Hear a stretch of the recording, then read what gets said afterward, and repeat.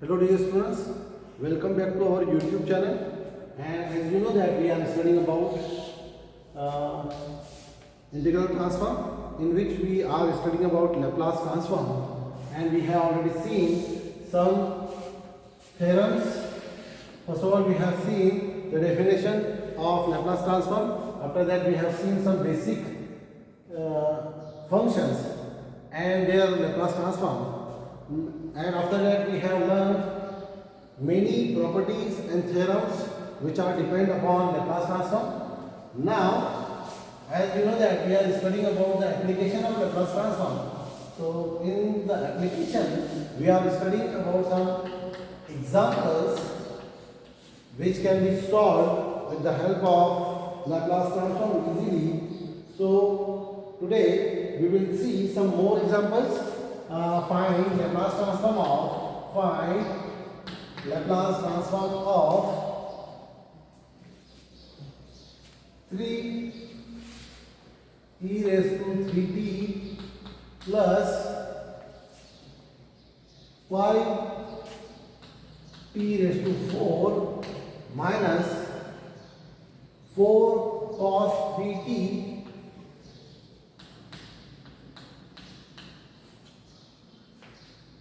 Today we will going to solve this example. Find the Laplace transform of 3 e raised to 3t plus 5 t raised to 4 minus 4 cos 3t. Since we know that Laplace transform of c1 f1 of t plus c2 f2 of t is equal to c1 f1 of s plus c2 f2 of s, where f1 and f2 of s are Laplace transform of f1 of t and f2 of t respectively. So this shows that Laplace transform distribute over addition and subtraction.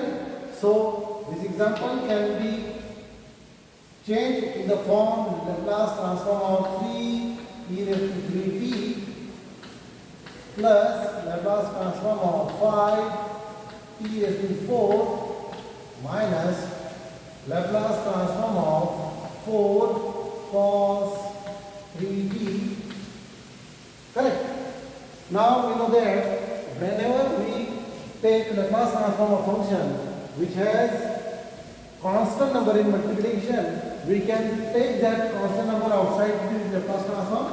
So this implies that 3 Laplace transform of e raised to 3t plus 5 Laplace transform of t raised to 4 minus 4 Laplace transform of cos 3t. Okay. Now since we know that Laplace transform of e raised to at is equal to 1 upon s minus a. Correct? Then Laplace transform of t raised to n will give us n factorial upon s raised to n plus 1, and Laplace transform of cos at will give us s upon s square plus a square. We have already proved all these basic functions, Laplace transform of all these basic functions in previous lectures. If you want to know how to calculate this, you can see in previous lecture. Now, by using these basics or basic formula, we will try to solve this. We have 3 outside, and Laplace transform of e raised to 3t means Laplace transform of e raised to 8t will give us 1 upon s minus a, where a is 3, so we can write it as s minus 3, then plus as it is 5 as it is Laplace transform of t raised to 4. We have Laplace transform of t raised to n as n factorial upon s raised to n plus 1. So we will get n factorial means here n means 4. So we can write it as 4 factorial and s raised to 4 plus 1. correct, minus we have 4 into Laplace transform of cos 3t, and cos 3t becomes s upon s square plus a square whenever we take Laplace transform of cos 3t. Similarly here we have cos 3t, means instead of writing a we can write 3 here, so we can write s upon s square plus 3 square, and if we simplify this we will get 3 upon s minus 3 plus 4 factorial 5 into 4 factorial upon s raised to 4 plus 1, that is 5 minus 4s upon s square plus 9. Correct. Now we can write this as 3 upon s minus 3 plus 5 factorial s raised to 5 minus 4s s square plus 9, and it is the required result for Laplace transform of 3 e raised to 3t plus 5 t raised to 4 minus 4 cos 3t. Let's see one more example which is based upon same theorems which we have learned before. So find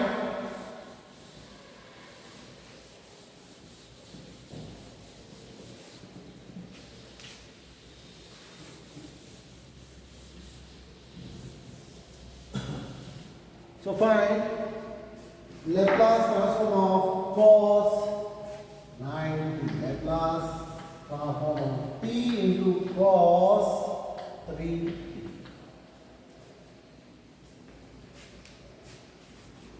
We are asked to find Laplace transform of t into cos 3t. As we know that we have Laplace transform of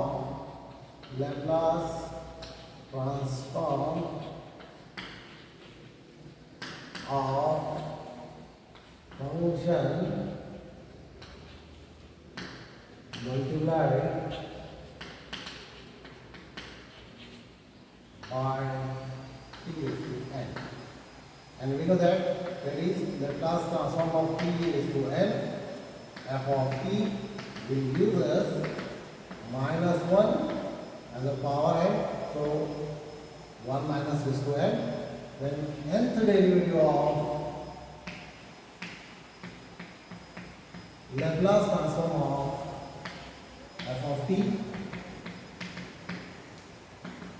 so we can write it as minus 1 raised to n dn by dsn f of s.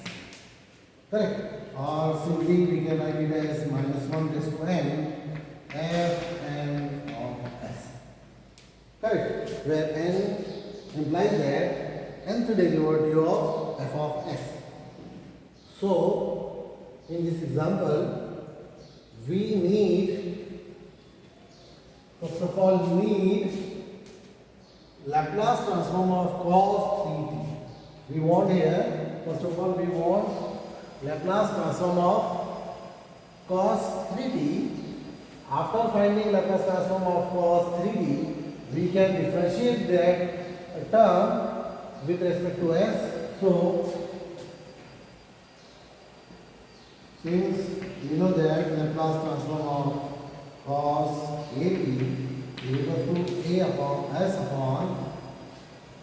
square plus a square, that's why Laplace transform of cos 3t will give us s upon s square plus 3 square, which is equal to s upon s square plus 9. Correct. Now, since we know that Laplace transform of t raised to n f of t will give us minus 1 raised to n nth derivative of f of s. So since given Laplace transform of t into cos 3t means minus 1, the power is 1, so we can write it as minus 1 raised to 1, and power of derivative is also 1, and f of s is s upon s square plus 9. Correct? Now we can differentiate this s upon s square plus 9 by using u upon v du minus u dv by v square. By using u upon v form in derivative, we have v into du minus u into dv upon v square. So we can simplify this, minus 1 into s square plus 9. Correct? Differentiation of s with respect to s minus s differentiation of s square plus 9 with respect to s, and v square is s square plus 9 bracket square. Correct? If we differentiate s with respect to x, we will get 1. So we will get s square plus 9 into 1 minus s differentiation of s square plus 9 becomes 2s upon s square plus 9 bracket square, and if we simplify this, we will get minus 1 into s square plus 9 minus 2s square, s square plus 9 bracket square, and if we simplify this, we will get 9 upon s square plus 9 bracket square, and it is the required result with the minus sign, and it is the required result for Laplace transform of t into cos t. So students, please remember, whenever we have a function which has t and t raised to some power in multiplication with that function, first of all we have to find the Laplace transform of that function first, and as per the power of t we can differentiate that Laplace transform of f of t, and with minus 1 raised to that power of t. So it is quite easy, but if you practice regularly, you can get maximum marks from this paper. In next lecture, we will try to solve some more example based on this theorem. In next lecture, we will try to solve further more examples which are dependent upon derivative of function and integral of the function. Till then, thank you. Bye.